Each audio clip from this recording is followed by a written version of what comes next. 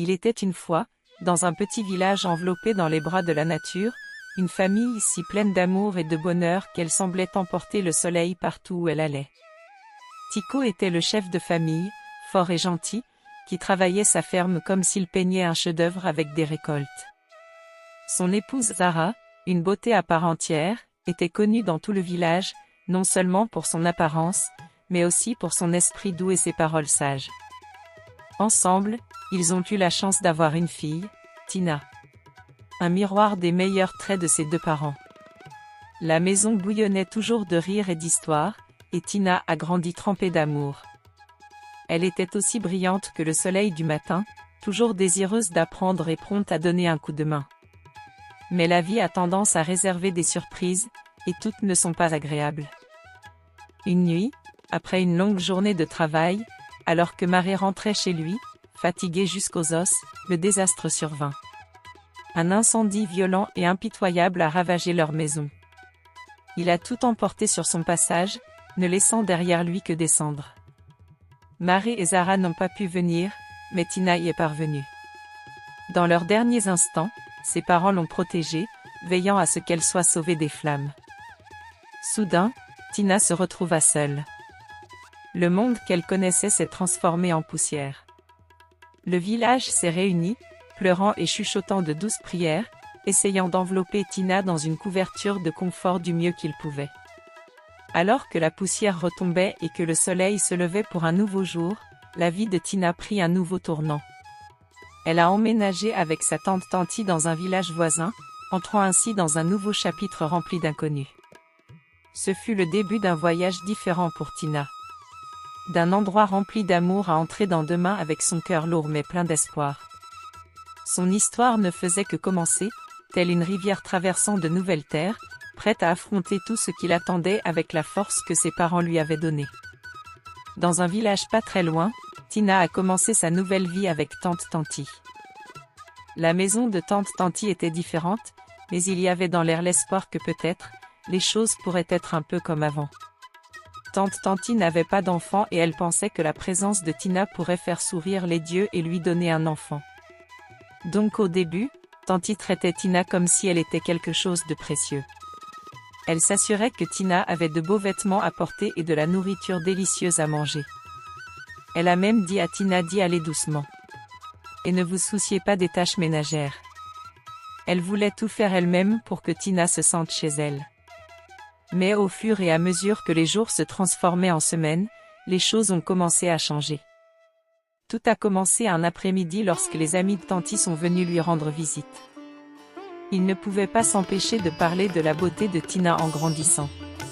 Et ils ont chuchoté à Tanti des choses qui ont semé des graines d'inquiétude dans son cœur. Ils ont dit que si vous continuez à gâter cette fille, elle pourrait finir par vous enlever votre mari un jour. Ces mots restèrent gravés dans l'esprit de Tanti comme des épines. Et lentement, elle a commencé à voir Tina sous un jour différent. La jalousie et la peur ont pris racine dans le cœur de Tanti, la faisant agir froidement envers Tina. Elle a commencé à confier à Tina les tâches ménagères les plus difficiles, des tâches trop difficiles pour une fille de son âge. Et puis, par un après-midi très chaud, Tanti a fait quelque chose qui a choqué tout le monde. Elle envoya Tina chercher de l'eau au ruisseau, à une époque où c'était interdit.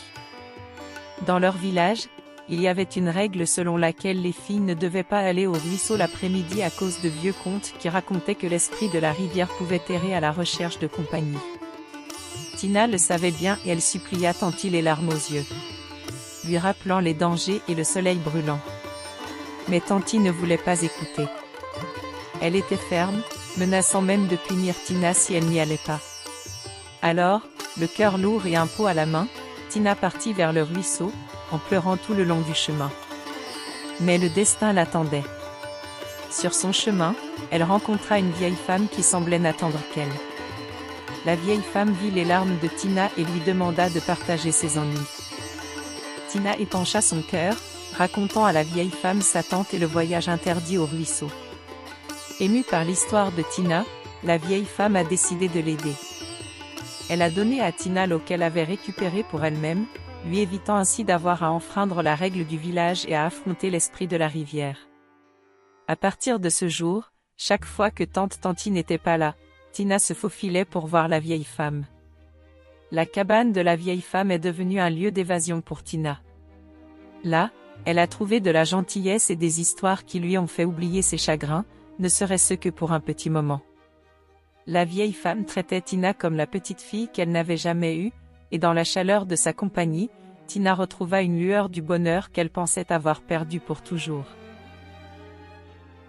Après cette première rencontre sur le chemin, Tina et la vieille femme ont noué un lien aussi inattendu que fort. Cette vieille femme, avec des rides qui racontaient des histoires de nombreuses années et des yeux pétillants de gentillesse, est devenue une lueur d'espoir pour Tina dans son monde d'ombre. Chaque fois qu'elle en avait l'occasion, Tina s'éclipsait pour rendre visite à la vieille femme qui vivait dans une petite cabane confortable qui semblait étreinte par les arbres qui l'entouraient. La vieille femme avait un nom qui dansait au gré de la brise, mais pour Tina, elle était simplement grand-mère.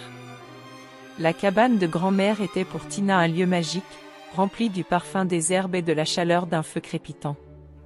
Là, grand-mère partageait des histoires du bon vieux temps, des histoires de héros et d'héroïnes, de créatures qui parlaient et de montagnes qui bougeaient.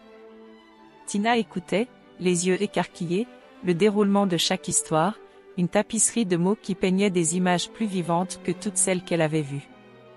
Mais grand-mère faisait bien plus que simplement raconter des histoires. Elle a aussi enseigné à Tina. Elle lui montra comment identifier les herbes qui poussaient à l'état sauvage dans la forêt, lesquelles pouvaient guérir une blessure et lesquelles pouvaient apaiser une fièvre. Sous la douce direction de grand-mère, Tina a appris les secrets de la terre, le langage des plantes et des animaux. C'était un monde loin de la dureté de la maison de tante Tanti, un sanctuaire où l'esprit de Tina pouvait s'envoler librement. Cependant, la paix trouvée par Tina avec la vieille femme ne pouvait pas durer éternellement. De retour chez tante Tanti, les nuages d'orage se rassemblaient. Le cœur de Tanti était devenu froid envers Tina. Ses yeux étaient assombris de suspicion et de jalousie.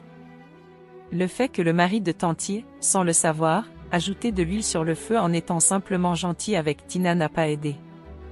Il traitait Tina avec la douceur d'un oncle, mais à travers les yeux de Tanti, tordus par les murmures de son ami, même la gentillesse la plus innocente semblait être une conspiration.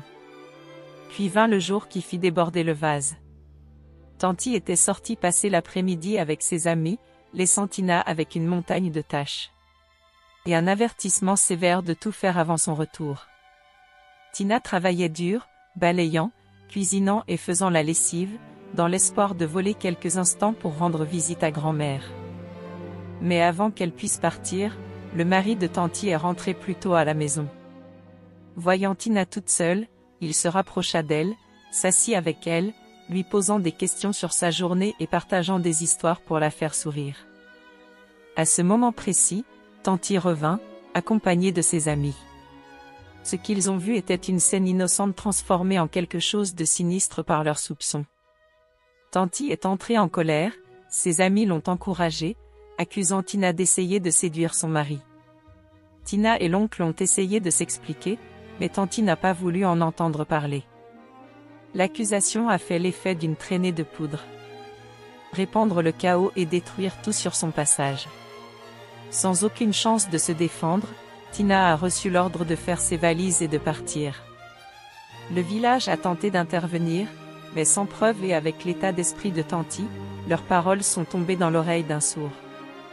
Tina avait le cœur brisé, chassée sur la base d'un mensonge. Dans ces heures les plus sombres, l'oncle Colo, le frère de Tanti, et un riche homme d'affaires d'une ville voisine sont venus à son secours. Malgré les vives protestations de sa sœur, Colo a compris les accusations et a décidé d'emmener Tina en ville avec lui. Déménager en ville, c'était comme entrer dans un autre monde pour Tina.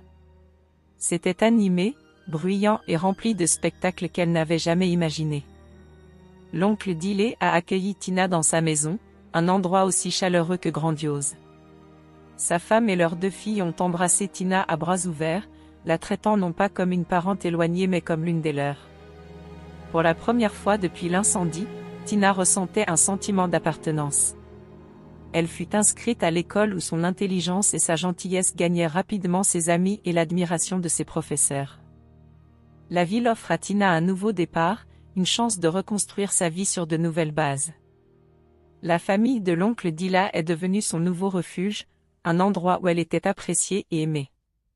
Au milieu des rues animées et des immeubles imposants, Tina a trouvé une nouvelle maison, un endroit où les ombres de son passé ont commencé à s'estomper, remplacées par la lumière de l'espoir et la promesse d'un avenir meilleur. Juste au moment où Tina pensait qu'elle était en sécurité et loin de tous ses mauvais souvenirs, les ennuis la retrouvèrent. Cette fois, c'était oncle Colo. La personne même qui l'avait accueillie et avait promis de la garder en sécurité l'a trahi de la manière la plus inimaginable. Tout a commencé un jour comme les autres, avec la femme et les filles de Colo en visite, laissant Tina seule sous la garde de son oncle. Colo a approché Tina sous prétexte de la surveiller, mais ses intentions étaient loin d'être bonnes. Au début, il s'assit à côté d'elle sur le lit. Mais ensuite il a commencé à la toucher sur la poitrine et finalement à la forcer à coucher avec elle. Ces moments-là, la confiance que Tina avait placée en oncle Colo, le respect qu'elle avait pour lui en tant que tuteur et mentor se sont brisés. Gelée par le choc et l'incrédulité, Tina ne pouvait pas comprendre comment l'homme qui avait été son sauveur était devenu la source de sa plus profonde douleur. Se sentant effrayée et confuse, Tina n'a raconté à personne ce qui s'était passé. Elle pensait que cela ne ferait qu'empirer les choses et éventuellement briser la famille qui avait été si gentille avec elle. Alors, elle restait silencieuse, portant seule sa douleur, qui devenait de plus en plus lourde de jour en jour. Oncle Dila n'arrêtait pas de lui faire du mal, la faisant se sentir piégée et impuissante. Les actions de Dila se sont poursuivies. Chaque fois que sa femme et ses enfants n'étaient pas là, il se dirigeait vers la chambre de Tina et dormait avec elle. Il continuait à faire cela encore et encore sans aucun remords, tout en menaçant Tina de ne pas parler, sinon elle serait envoyée. Retour à Tanti au village. La maison qui ressemblait autrefois à un paradis serait devenue une prison. Les sourires de l'épouse et des filles de Deli, autrefois source de réconfort, semblaient désormais masquer la sombre réalité de son existence. Tina était prise dans une tempête d'émotions, son cœur cherchant une issue mais son esprit assombri par la peur de l'inconnu. Puis vint le jour où l'esprit de Tina, bien que battu, ne pouvait plus supporter les abus. Elle comprit que rester signifierait se perdre complètement, que le prix du silence était trop élevé. Avec un courage né du désespoir, Tina prit la décision de s'échapper. Puis un après-midi, alors que la maison était vide et que les rues animées de la ville offraient la possibilité de passer inaperçue. Tina est partie avec juste les vêtements qu'elle portait et une forte volonté de s'éloigner de toutes les ténèbres qui étaient revenues dans sa vie. Elle n'avait aucun plan, aucune destination, seulement un besoin ardent de fuir les ombres qu'il avait à nouveau retrouvées. La ville, avec ses bâtiments imposants et ses foules infinies, offrait d'innombrables chemins, mais les pas de Tina étaient guidés par un simple désir de sécurité, d'un endroit où l'étreinte du chevalier ne faisait aucune terreur. En s'éloignant de la maison de l'oncle Dila, Tina se sentait un peu plus léger à chaque pas. Elle ne savait pas ce qui allait se passer ensuite, mais elle était prête à le découvrir et à prendre un nouveau départ. Son évasion a montré à quel point elle était courageuse et forte. Prouvant que même lorsque les choses vont vraiment mal, vous pouvez toujours trouver le chemin vers des jours meilleurs. L'histoire de Tina n'était pas encore terminée. Cela commençait tout juste un nouveau chapitre. Elle était maintenant sur le chemin de la guérison et du bonheur, loin de toute souffrance et trahison. Les années passaient vite et il semblait que tout le monde oubliait Tina, une fille qui était si heureuse avec sa famille avant de traverser des moments difficiles. Mais la chance et la vie peuvent changer, et son histoire était encore loin d'être terminée. Au cours de ces années, l'absence de Tina est devenue un écho silencieux dans la vie de Tanti et de Dilé, un rappel d'actions et de choix qui ont conduit à des conséquences imprévues. Tanti, autrefois dynamique et pleine de vie, s'est retrouvée prise dans une spirale de malheur. La jalousie, qui avait obscurci son jugement et conduit au départ de Tina, s'était également infiltrée dans son mariage, le rongeant lentement jusqu'à ce qu'il ne reste plus que de l'amertume et des regrets alors qu'elle divorçait de son mari.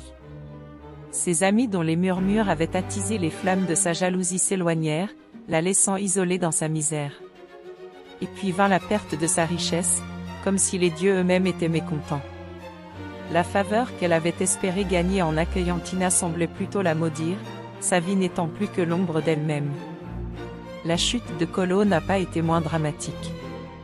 L'homme qui se tenait autrefois grand, pilier du succès et lueur d'espoir pour Tina, a vu son monde s'effondrer. Ses entreprises, autrefois florissantes, commencèrent à faiblir les unes après les autres, comme si le malheur l'avait marqué. La richesse qu'il avait accumulée s'est dissipée comme un brouillard matinal sous le soleil brûlant des mauvais investissements et des ralentissements économiques imprévus. Sa réputation était également ruinée. Les gens ont commencé à parler dans son dos des mauvaises choses qu'il avait faites. Cela faisait que les autres ne voulaient plus être avec lui, même les amis qu'il aimait beaucoup. Après tout cela, Dal retourna au village. Car il n'y a plus aucun espoir de réussite pour lui dans la ville. Sa femme l'a quitté parce qu'il ne pouvait plus subvenir aux besoins de la famille et ses amis l'ont mis à l'écart parce qu'il ne pouvait plus s'intégrer. Dans le village où la vie peut prendre des tournures surprenantes, Tanti et Colo, qui ont tous deux maltraité Tina dans le passé, se sont retrouvés un jour à marcher ensemble jusqu'à la rivière. Cet endroit leur rappelait beaucoup Tina, qui apportait de la joie puis devenait un motif de tristesse dans leur vie. Au bord de la rivière, ils rencontrèrent la vieille femme qui avait été là pour Tina dans ses bons et ses mauvais moments. Se sentant coupable et espérant trouver un peu de paix, Tanti et Colo lui ont confié tous leurs soucis qui étaient tous dus à ce qu'ils avaient fait à Tina. La vieille femme écoutait tranquillement. Son visage ne révélait pas ce qu'elle pensait de leur histoire. Lorsqu'elle a posé des questions sur Tina, cela a durement frappé Tanti et Colo, les faisant réfléchir au mal qu'ils ont fait et à la culpabilité qu'ils portaient.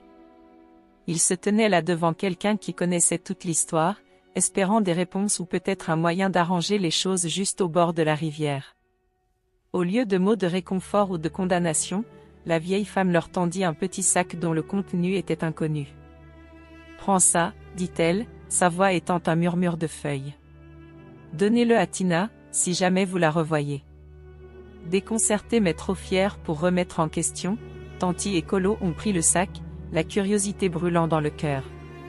Quand Tanti et Colo sont rentrés chez eux, ils ne pouvaient pas attendre et ont ouvert le sac. Dans l'espoir d'y trouver des bijoux en or ou une sorte d'herbe magique. Mais tout ce qu'ils ont trouvé, ce sont des cendres, juste grises et ternes, rien à voir avec ce qu'ils espéraient. Ils se sont vraiment mis en colère et Tanti, très en colère, a traité la vieille femme de menteuse, ne voulant pas voir le sens profond de son cadeau. Mais les cendres signifiaient quelque chose d'important. Ils étaient comme un message sur la façon dont les mauvais choix de Tanti et Colo avaient ruiné leur propre vie, tout comme le fait que les cendres avaient autrefois été quelque chose de plus. Mais ils n'ont pas compris cette leçon. C'était comme se regarder dans un miroir et ne pas vouloir voir la vérité. En regardant les cendres, ils ont finalement commencé à voir à quel point les choses avaient empiré à cause de ce qu'ils avaient fait. Leur vie était devenue un désastre parce qu'ils avaient été méchants et jaloux et il ne leur restait plus que le résultat de ces choix. Les cendres n'étaient pas une malédiction de la part de la vieille femme. C'était sa façon d'essayer de leur faire prendre conscience des dégâts qu'ils avaient causés, à eux-mêmes et à Tina. Ce moment, voyant les cendres et réalisant ce qu'elles signifiaient, fit réfléchir Tanti et Dilé à tout ce qu'ils avaient fait. Ce n'était pas un moment où tout était réglé, mais c'était un moment où ils commençaient vraiment à comprendre le cours de leurs actions. Même si le temps avait passé, les erreurs qu'ils avaient commises pesaient toujours sur eux. Un rappel constant de Tina, la fille qui apportait de la lumière dans leur vie, aujourd'hui disparue, peut-être pour de bon. Au fur et à mesure que le temps passait et que les saisons changeaient, le village, qui parlait de Tina avec tristesse, était sur le point de voir quelque chose de vraiment surprenant. Un jour de marché chargé, quelque chose d'inhabituel s'est produit dans le village. Parmi la foule habituelle, il y avait un nouveau visage, une femme qui se démarquait. Elle était vêtue de beaux vêtements et paraissait plus riche que n'importe qui d'autre là-bas, encore plus belle que la plus jolie fille du village. Mais elle n'était pas là pour acheter ou vendre quoi que ce soit. Au lieu de cela, elle s'est promenée dans le village pour distribuer des cadeaux et de l'argent à tout le monde. Les villageois étaient aux anges, chacun attendant avec impatience son tour de recevoir quelque chose de cette femme généreuse. Mais quand est venu le tour de Tanti et Colo, au lieu de recevoir des cadeaux ou de l'argent comme tout le monde, la femme leur a remis un mot. Elle leur a dit de le lire une fois de retour à la maison. Après s'être assurée que chaque villageois avait quelque chose, elle est partie. Ce soir-là, tous les villageois ne pouvaient s'empêcher de parler de cette femme gentille et riche. Pendant ce temps, Tanti et Colo étaient curieux et un peu nerveux quant à ce que pourrait dire la note. Lorsqu'ils l'ouvrirent finalement, ils furent stupéfaits. La note disait simplement « C'est moi, Tina ». Et en bas, « Sortez ». Confus et surpris, Tanti et Deli sont sortis de chez eux et ont trouvé une grande foule qui les attendait. Parmi la foule, ils aperçurent d'abord la vieille femme, puis, à leur grande incrédulité, Tina elle-même. La voir vivante et en bonne santé a été un choc. Devant tout le monde, Tanti et Colo ont commencé à avouer toutes les mauvaises choses qu'ils avaient faites à Tina, racontant à tout le monde comment ils l'avaient maltraitée. Ce moment a été une grande surprise pour tout le monde dans le village. Tina était revenue, non pas pour se venger, mais pour faire face à son passé et à ceux qui lui avaient fait du tort. C'était un moment de vérité pour Tanti et Colo. Et un tournant pour tout le village. Tanti a admis que ses amis l'avaient fortement influencée contre Tina, la faisant agir avec cruauté. Colo a également expliqué clairement à quel point il avait fait du tort à Tina. Les villageois ne pouvaient pas croire ce qu'ils entendaient et étaient bouleversés, voulant arranger les choses pour Tina. Mais Tina a demandé l'attention de tous pour partager sa version de l'histoire. Après que Tina se soit enfuie de la maison de Colo, elle a rencontré un homme gentil et riche qui a écouté son histoire et a décidé de l'aider. Avec le temps, Tina et le fils de l'homme tombèrent amoureux et se marièrent. Et il s'est avéré qu'il était en fait le patron de Colo avant que tout cela n'arrive. Tout le monde a été étonné par son histoire. Puis Tina révéla une autre surprise. La vieille femme était en réalité sa mère. Elle a expliqué que la nuit de l'incendie, sa mère n'était pas morte. Un inconnu l'avait sauvée. Les gens pensaient qu'elle était partie parce qu'ils ne parvenaient pas à retrouver son corps, ce qui a conduit à un malentendu. Les cendres que Tanti et Dile ont reçues étaient symboliques car elles avaient indirectement provoqué l'incendie de leur avidité pour la richesse du père de Tina. À ce moment-là, Tina et sa mère ont eu des retrouvailles sincères tandis que Tanti et Dilae avaient honte de leurs actions passées. Cependant, Tina ne cherchait pas à se venger. Elle a demandé à son mari de redonner du travail à Dilae et a même donné à Tanti un peu d'argent pour recommencer. Ensuite, Tina a emmené sa mère en ville où ils ont commencé une nouvelle et heureuse vie ensemble. Ainsi, l'histoire de Tina, tissée de fils de douleur, de courage et de pardon, se terminait non pas par une fin mais par un début. Le début d'un nouveau chapitre pour elle, sa mère et même pour Tanti et Colo dans la riche tapisserie de l'histoire sans fin de la vie. J'espère que vous avez aimé l'histoire. Si tel est le cas, aimez la vidéo, partagez-la avec vos amis et votre famille et n'oubliez pas de vous abonner à la chaîne et d'activer la cloche de notification pour plus d'histoires comme celle-ci. Au revoir.